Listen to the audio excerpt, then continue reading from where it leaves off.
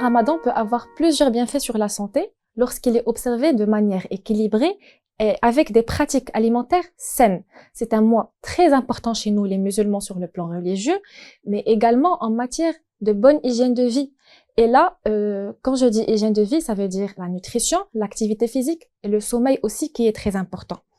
Donc, s'il vous plaît, attention, si ces 3 points sont déséquilibrés, il y a beaucoup de conséquences. Mais malheureusement, beaucoup de gens grossissent pendant ce mois-là, beaucoup sont fatigués, sont faciles à irriter et souffrent de malaises digestifs comme la constipation, on trouve le reflux gastrique aussi, les ballonnements, etc. Alors que sur le plan nutritionnel, il s'agit de jeûner et non pas de manger en excès.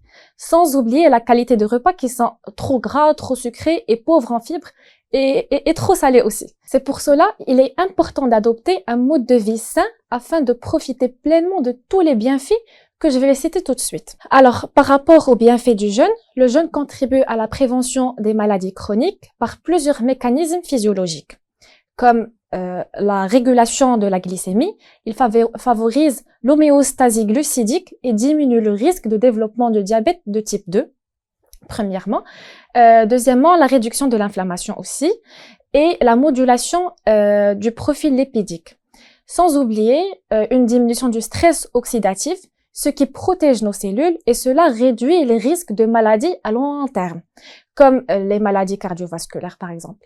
Active l'autophagie qui est un processus de nettoyage cellulaire qui aide à éliminer les toxines et la régénération cellulaire. Il aide aussi à contrôler le poids et c'est l'occasion pour les gens qui souhaitent perdre le poids.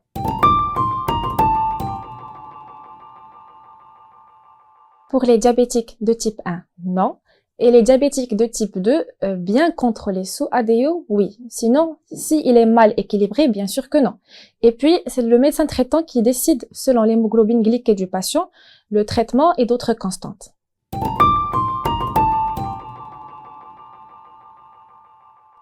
Oui, si l'hypertension est modérée, et encore une fois, il faut l'avis médical. Sinon, pour les maladies cardiovasculaires qui nécessitent des prises régulières comme l'anticoagulant, bien sûr que non.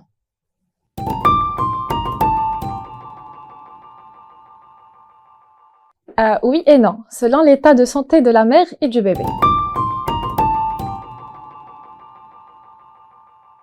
Les personnes âgées fragiles, non, parce qu'il y a le risque de dénutrition et de déshydratation aussi.